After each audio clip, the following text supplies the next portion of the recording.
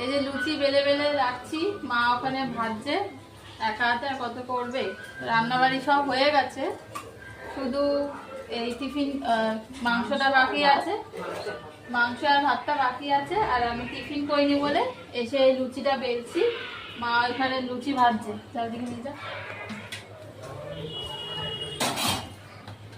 লুচি ভাজছে ওখানে, গরম গরম লুচি। এই যে লুচি ভাজা হয়ে গেছে, কিছুটা থালার মধ্যে রেখেছি, এবার দেব। আমি খুব একটা লুচি ভালো বেলতে পারি না, এরকম তেরা বেঁকা হয়ে যায় আমার। তো এই লুচি হয়েছে, এবার তরকারি, এই লুচির সাথে সাদা আলুর তরকারি। এই যে তারপর টিফিন খেতে বসে গেছে, এই যে লুচি, সাদা আলুর তরকারি, 5 রকম ফল, 7 রকম ফল, এখানে শসা, আম, পেয়ারা, খেজুর, জামরুল, লিচু,